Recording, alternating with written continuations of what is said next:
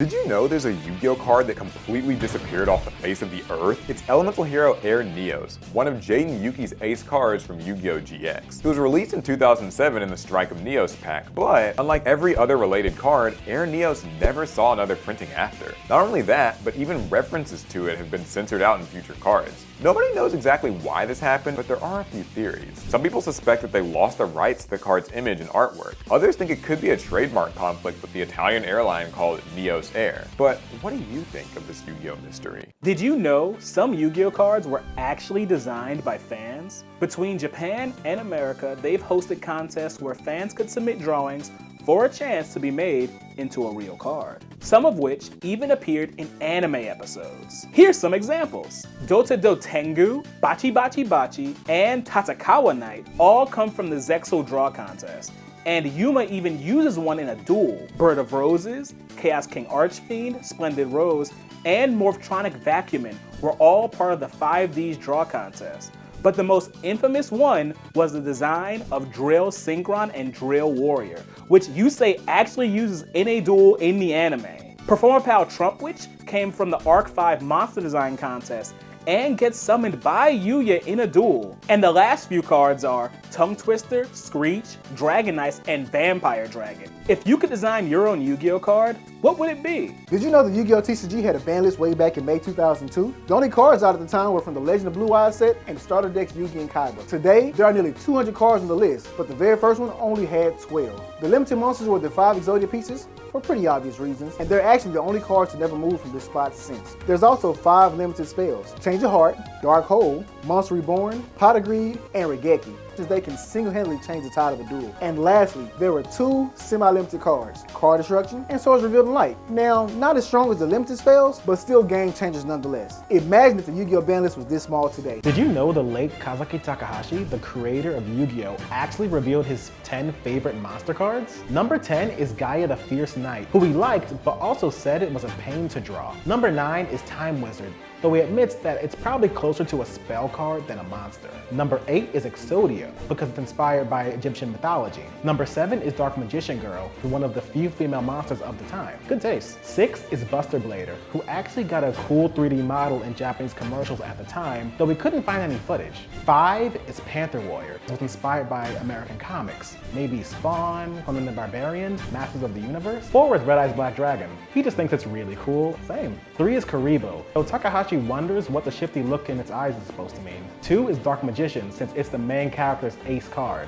But of course, number 1 is the Blue Eyes White Dragon. No other normal monster is stronger, and that's still true to this day. What are your top 10 Yu-Gi-Oh favorites? Did you ever wonder why Yu-Gi-Oh cards in the anime look so much different than they do in real life? It's actually because of the FCC laws that heavily restrict advertising in children's TV shows in America. If the characters were using what looked like real-life Yu-Gi-Oh cards on screen, that would be considered product placement. Or kids made the decision to simplify the card designs, showing just the artwork, attributes, and their attack and defense values. It kind of makes it confusing since the characters wouldn't be able to read the card effects when they play them, but I actually think these cards look cleaner and easier to make out on screen. Plus, they've become popular as fan-made cards in real life, too. And fun fact, the Yu-Gi-Oh! Pyramid of Light movie from 2004 shows all the cards as they'd appear in real life, since movies aren't subject to the same guidelines. So, which look do you prefer? Have you noticed this cool pattern in every Yu-Gi-Oh anime? The protagonist's ace monsters have 2,500 attack, and their rivals' ace monsters have 3,000 attack. Just like Yugi's Dark Magician and Kaiba's Blue Eyes White Dragon, the protagonists and rivals follow this trend, with a few exceptions. Jaden's Flame Wingman falls short with only 2,100 attack,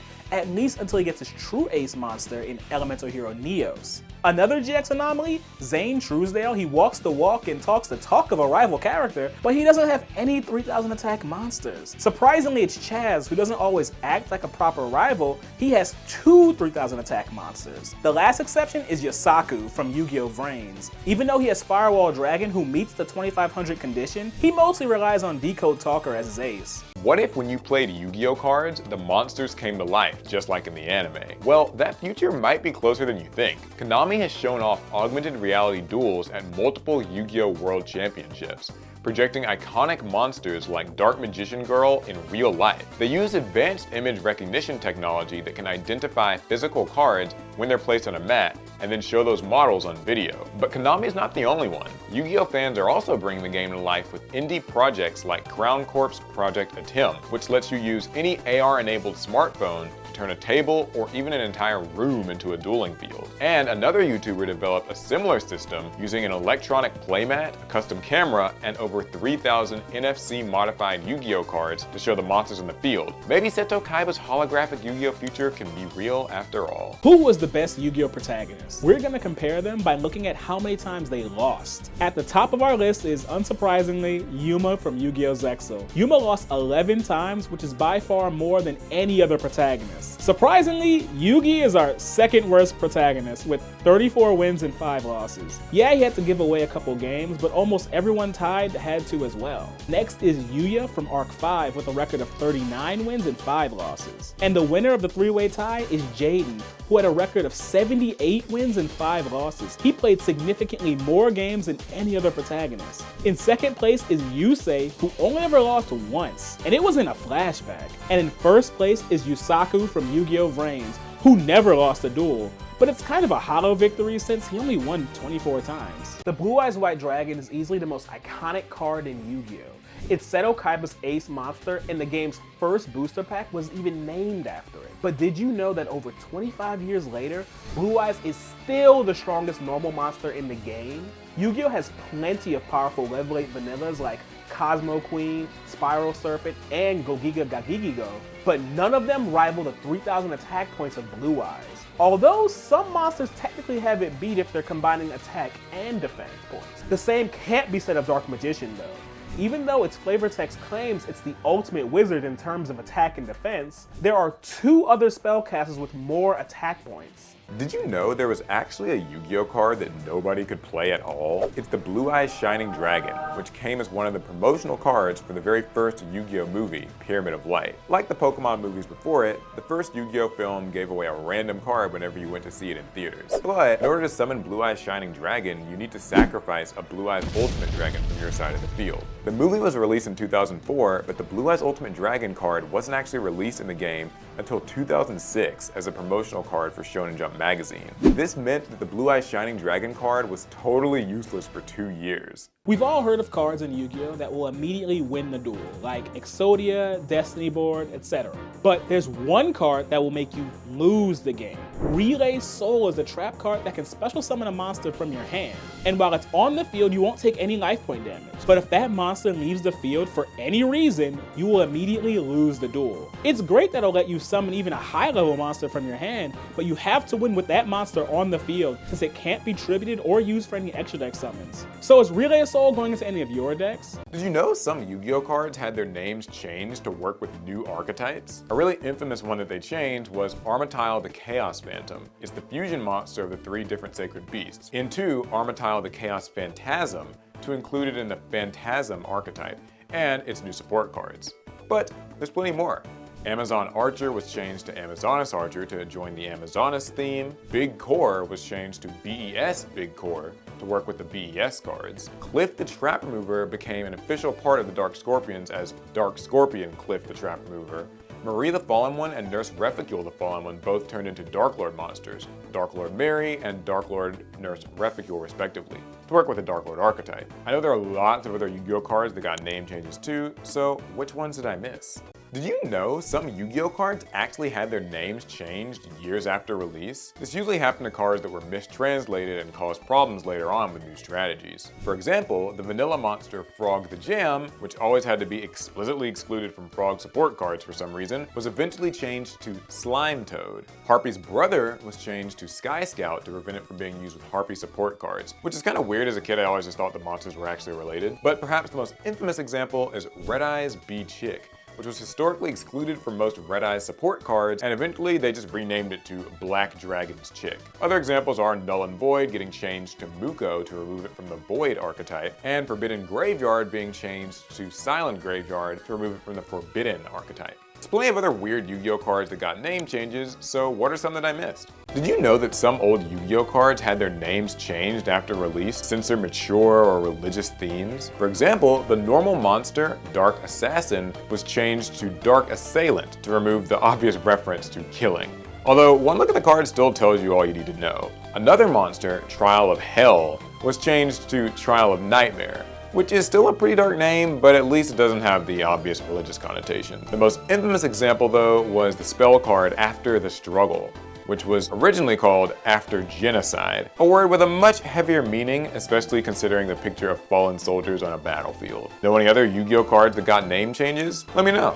A lot of Yu-Gi-Oh cards got censored for showing weapons that might be inappropriate for kids. First is Barrel Dragon, used by Bandit Keith in the anime. They changed its barrel guns into less realistic laser cannons. These actually look kinda cool on the card, but the anime's version looked like a really bad Photoshop. Next there's Donzalug, a dual-wielding monster that had his 2 guns replaced with 2 swords instead. Funny enough though, they didn't actually replace his obvious bullet belt, and if you look closely, his right index finger still looks like it's on a trigger.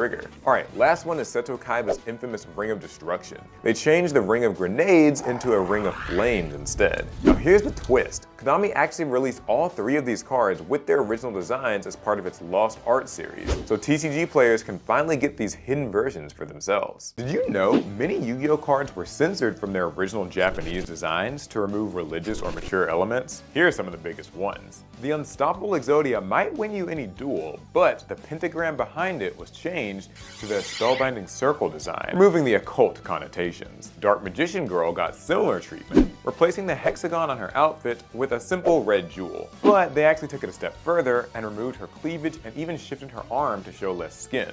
The spell card Monster Reborn shows an Ankh, an ancient Egyptian hieroglyph that represents the key of life. But to remove the religious association, it was changed to a... Actually, does anybody know what this is? And finally, the Destiny board cards originally showed a Ouija board that spelled out the word death. Internationally though, the word was changed to final, and the Ouija board is removed entirely. All these changes were meant to make the game more suitable for kids, but do you think they maybe went too far? Did you know Yu-Gi-Oh actually has Christmas-themed cards? First, there's Santa Claus, a parody of Santa Claus. Its attack and defense points are 1200 and 2500, which represent the date of Christmas. Its appearance is inspired by Krampus, a mythological creature that traveled with St. Nicholas and kidnapped naughty children. You summon it to your opponent's side of the field by tributing one of their monsters. Pretty good for getting rid of a threat, but your opponent gets to draw a card at the end of the turn, so it's like he snuck in and left a gift. There's also 2 dinner pendulum cards. Ghost Beef, a play on roast beef, who's the ghost of Christmas dinner, and Mild Turkey, whose taste will bowl you over. Then we've got Gift Exchange, a spell that shows a group of goblin monster kids opening gifts on Christmas Day. They all look happy except the one goblin who got a t-shirt he apparently didn't like. The card itself makes both players pick a card from their decks and give to each other. And finally, there's the trap card, O Token Bomb, a pun on the German song O Tannenbaum that shows a goblin family celebrating Christmas with food and decorations. Happy holidays! Did you know there's a Yu-Gi-Oh card that couldn't be used because of the actual game rules? It's a trap called Counter Counter, released in Tactical Evolution back in 2007. Its effect negates a counter trap card like Solemn Judgment or Divine Wrath. Simple enough, but there's one problem. Counter Counter is a normal trap card. In Yu-Gi-Oh, counter traps are spell speed 3 effects and can only be stopped by other spell speed 3 effects. So Counter Counter, being a spell speed 2 effect, shouldn't even be able to activate against them. But that's where a special Yu-Gi-Oh rule comes in, which states that if there's ever a dispute between what a card says it does versus the game rules, the text on the card always takes precedence. This means you could break the rules and use Counter Counter to negate another counter trap. As it happens, this was actually just a misprint on earlier copies of the card. All future printings of Counter Counter are in fact counter trap cards. If you're a fan of old school Yu-Gi-Oh cards, you might have noticed that some of them come in pairs. Early Yu-Gi-Oh sets would recycle monster designs, differing only in colors, names, and stats. Here's some examples. Electric Lizard and Thunder Kid, Fairy Witch and Witch's Apprentice, Fusionist and Little Chimera, Whiptail Crow and Kurama, Gyakutena Megami and Empress Queen, Great White and Man-Eating Black Shark, Larva Moth and Needleworm, Lesser Dragon and Armored Lizard, Protector of the Throne and Invader of the Throne, Twin-Headed Thunder Dragon and Two-Mouthed Dark Ruler, Witch of the Black Forest, and Goddess with the Third Eye. There are plenty more examples, though some of them were only released in Japan. Do you think there was a reason for these counterpart cards? Or was it just an easy way to make more monsters? Did you know many Yu-Gi-Oh cards have different effects than their anime counterparts? Card of Sanctity, you have to banish all cards you control in your hand to draw 2. But in the anime, both players would just draw until they have 6 cards. The Seal of Orichalcos, the major difference is that you cannot summon monsters to your spell and trap zones. Card of Demise, its anime version lets you draw until you have 5 cards in hand, and then you have to send your entire hand to the graveyard, but that's only 5 turns after you activate it. While in the TCG, you draw until you have 3, and then you discard your whole hand at the end of the turn. Labyrinth Wall is just a 0 attack, 3000 defense monster. But when the Paradox Brothers used it, it completely warped the rules of the duel to the point where they're playing a different kind of game. Toon World has all sorts of effects in the anime. It could turn your monsters into toons, protect them from attacks, and those toons could hide inside the book. But in the TCG, it has no effects at all. Have you noticed there are some Yu-Gi-Oh cards that look exactly alike? For example, take a look at Blade Knight and number 39 Utopia.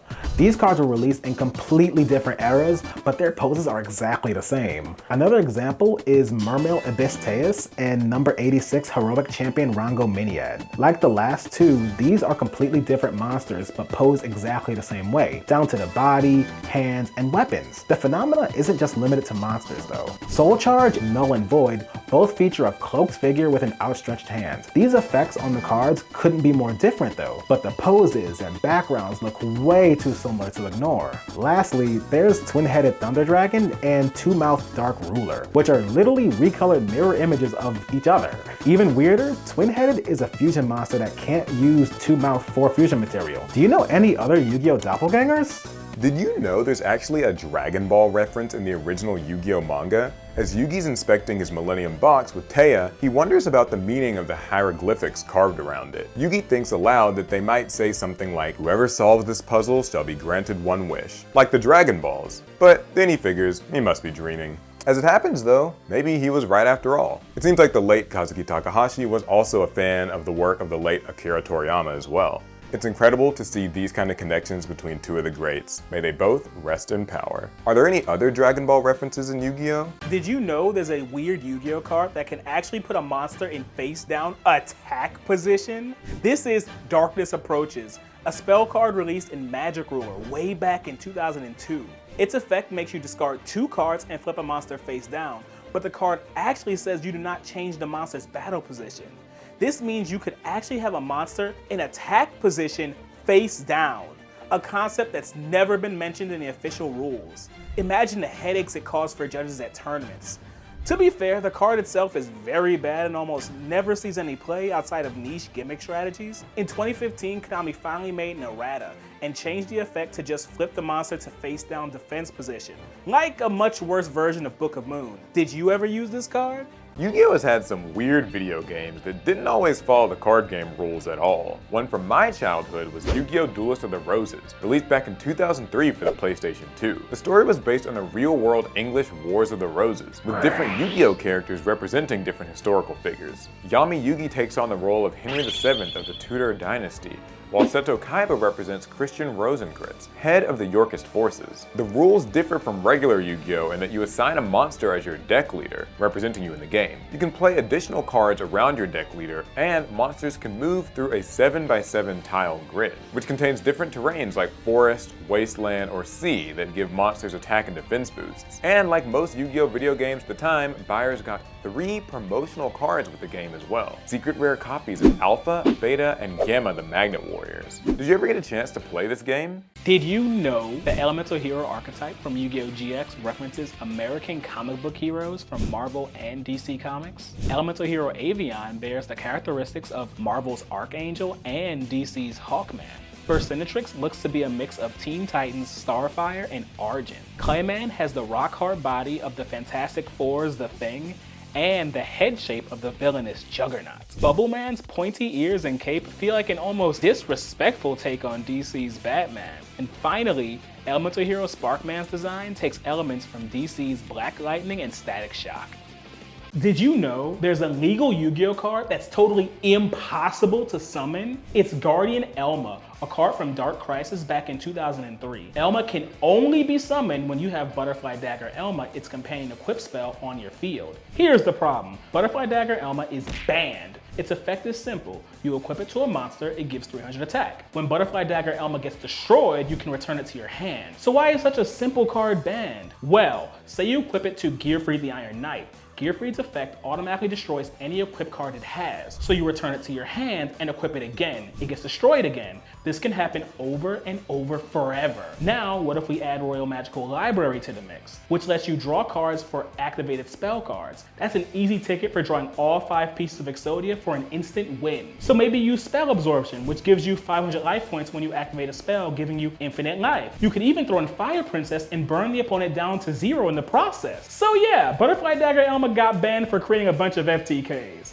As a result, you can never have one on the field, therefore you can never legally summon Guardian Elma. The only way to get one on the field is to set it and have it be flipped face up by an attack or effect. You can't even flip summon this card. Every Yu-Gi-Oh player knows the pain of losing to cards like Harpy's Feather Duster, Dark Hole, or Monster Reborn. But did you know there are actually cards made specifically to counter them, and only them? Introducing the trap card, White Hole. When your opponent plays Dark Hole, just use this and your monsters won't be destroyed. Your opponent used Raigeki, just play Anti-Raigeki. It negates it and destroys all your opponent's monsters instead. Harpy's Feather Duster? Counter it with Griffin Wing and destroy all their spells and traps. There are even counters to Monster Reborn and Pot of Greed. Jar Robber negates their Pot of Greed and lets you draw 1 card instead. Shame it didn't make it 2 cards though. Call of the Grave negates your opponent's Monster Reborn, but that's it. You don't get to summon back a monster from your own graveyard. So are any of these anti-cards any good? Well, no. They're all way too situational. Remember, your opponent has to play the one specific card, and then you have to have that one specific counter to it. That said, have you ever used one of these cards in a duel? Yu-Gi-Oh has always had limited cards, but October 2004 was the first time that cards were forbidden from tournament play. First, they banned the infamous combo of Chaos Emperor Dragon and Yatagarasu, 2 monsters that could clear the board and then prevent your opponent from ever drawing another card, giving you effectively a free win. Sangan and Witch the Black Forest also got banned for helping set that combo up, though some people feel like this was a bit overkill. Dark Hole, Delinquent Duo, Graceful Charity, Harpy's Feather Duster, Monster Reborn, Raigeki, and United We Stand all got banned too. These 7 spells were insanely powerful game changers and were probably hit to force players to get more creative with their deck building. Lastly, the 2 banned trap cards were Imperial Order, which completely shut down spell cards, and Mirror Force, another huge reversal card. Almost all of these cards eventually found their way off the list in some form or another, but what do you think of these early Yu-Gi-Oh hits? This instant win Yu-Gi-Oh card might be the hardest one to pull off in the entire game. It's called Flying Elephant, a card from an anime episode where Pegasus beat Bandit Keith by writing instructions on a piece of paper and giving them to a kid in the audience. Once, in your opponent's turn, Flying Elephant can't be destroyed by their card effect, like Dark Hole. If it uses this effect and survives, then on your next turn, if you attack with it directly and inflict damage, you immediately win the duel. Weird, but simple enough, right? Wrong. The big problem is that your opponent has to knowingly play a card that would destroy it. Why would they do that? That and this card can still just be attacked and destroyed in battle like normal. And even after all of that, you have to successfully attack directly with it on your next turn. So who knows, maybe it's possible. I mean, even a kid could do it, right? You might remember Yugi's different food-based magician girls he used against Kaiba in the Dark Side of Dimensions movie. You fight me with fruit? But here's something you didn't notice about them. In Japan, Yugi's Dark Magician is called Black Magician. By the same token, Dark Magician Girl's name is Black Magician Girl. Obviously, these were changed in the Western release of the cards to suit a more general audience. But the different Magician Girl cards still reference it with their names. The first letters of berry, lemon, apple, chocolate, and kiwi spell out, you guessed it, Black Magician Girl. Most Yu-Gi-Oh cards have pretty normal names. Chaos Sorcerer, Enemy Controller, Mirror Force, but sometimes we get ones that are a little bit different. For example, have you seen Interplanetary Purply Thorny Dragon? Yes, Interplanetary Purply Thorny is all one word. What about the spell called That Wacky Magic and its trap counterpart, That wacky alchemy. You even have to say them like that because of the exclamation points. What if I told you there was a card that was totally awesome? That's unironically the name of the infamous rank 2 Frog Disease monster. There's also Anteater Eating Ant, which is just so much. Or this card. It's not Magical Knight or Magical Warrior, it's Magical something. Not sure what it is, it's just Magical something. And if you ever want to swear, just say "oh fish" instead. There's even cards with meme references. Mind Haxers is like Leet Speak if you remember that age of the internet. Evil Twin GG Easy is real world post-game trash talk. And finally, Yu-Gi-Oh! Even lets you do a barrel roll. Can you guess which Yu-Gi-Oh! Card has the highest attack points in the entire game? You might think of Five-Headed Dragon, who's got 5,000 attack points. Or maybe Armatile the Chaos Phantom, the combination of the 3 sacred beasts, who can gain 10,000 attack points with its effect. But you'd be wrong. The most powerful monster in the Yu-Gi-Oh! Card game is number IC1000, Numeronius Numeronia, a whopping rank 13 Xyz monster that you can't even reliably summon without a rank up spell. Numeronia gains 100,000 attack points during your opponent's turn and even forces their monsters to attack it. And if their turn ends without your opponent battling it, you automatically win the duel. But the question is, could you even really summon this card? Gamers have a bit of a reputation for neglecting hygiene, and Yu-Gi-Oh! Players are no different. We all know the feeling of going inside a card shop and smelling the not-so-fun mix of odors. But did you know that things got so bad Konami had to actually change the tournament policies? Starting in 2019, they added a new rule to the official Yu-Gi-Oh! Tournament docs that allows judges to actually issue game losses and potentially remove dirty players from events. It reads, neglecting to wash or put on clean clothes contributes to an unpleasant atmosphere at the event. Persons who neglect self-care to the point that they are negatively impacting the tournament may be asked to correct the issue in order to continue. It's a shame it had to get this bad, but at least they're trying to fix it. Just remember to please take a shower, duelists. Everyone knows about Yu-Gi-Oh's instant win cards like Exodia or Destiny Board. But here's one you might have missed. It's a normal spell called Jackpot 7. When you activate it, the card shuffles itself back into your deck. Okay, what else does it do? If Jackpot 7 gets sent to your graveyard by your opponent's card effect, then it immediately banishes itself. Once you have 3 separate copies of Jackpot 7 banished by this specific effect, you automatically win the duel. So here's the problem. How do you get your opponent to send your copies of Jackpot 7 to the grave? You could just set them face down and hope they get hit by something like Harpy's Feather Duster. Unreliable, but some decks use cards like Gift Exchange to give the opponent Feather Duster and hope they take the bait. Or you could use a combination of Dark Scorpion Burglar and anything that gives it to the opponent like Shin Spy. Then you just have to attack with a weak monster like tokens, let them get destroyed, and it'll force you to send a spell card from your deck to the graveyard each time. Voila! Can you think of any other creative ways to do it? Did you know that Joey Wheeler from the anime actually wrote some real-life Yu-Gi-Oh! Cards? Well, sort of. The Legendary Collection 4 Joey's World Pack, released in 2013, introduced several vanilla monsters that were previously only in Japan. Since they don't have effects anyway, the localization team actually decided to translate their flavor text as if Joey himself was explaining the cards, complete with the exaggerated Brooklyn accent. So now I'm gonna try to read them aloud. I apologize in advance. Hey, this mighty lizard man can swing his sword so fast that it's more than the speed of sound. This big old guy with a big old eye shoots a nasty ray beam right at you. He uses both a physical form and a shadow form to attack, so he's a tough monster to beat. This stone critter's got rock hard fur. That gives him some really good defense. First, he's gonna grab your monster with his claws, then attack again with his poison stinger. This alpha wolf uses his sense of smell to find the enemy.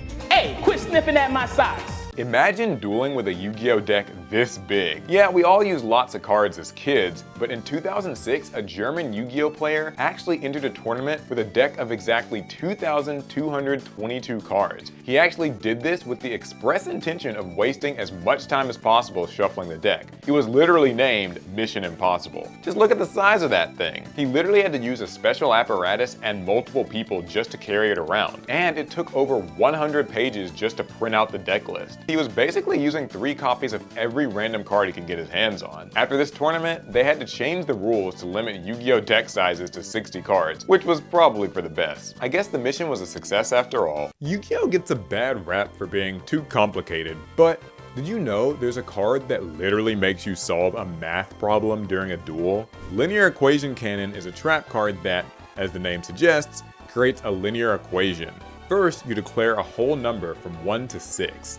Then, you choose one effect monster your opponent controls.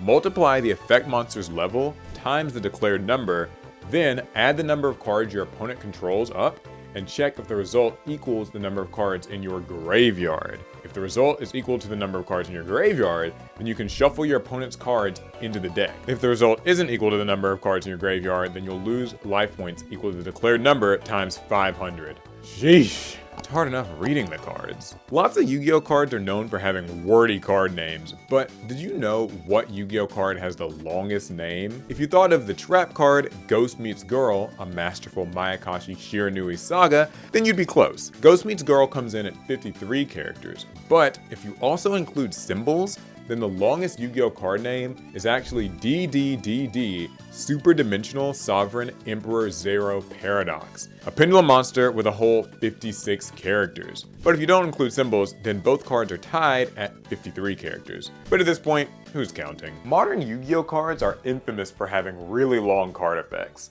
But what card has the longest effect of all? Meet Endymion, the Mighty Master of Magic. It's a pendulum monster, which means it actually has two completely different effects. One is a spell card and one is a monster. With both of them combined, it's got a whopping 181 words to read. That's basically a small novel. But what about non-pendulum monsters? Well, that award goes to Cyber's Clock Dragon, a fusion monster with 130 words. Surprisingly, it's actually only got 3 different effects. They're just really long-winded. And just for fun, the normal monster with the longest card text in the game is Gunkin Suship Shari at 116 words. It's not an actual effect, it's just an in-depth food critic's review of a high-class sushi restaurant. I guess you could call it flavor text.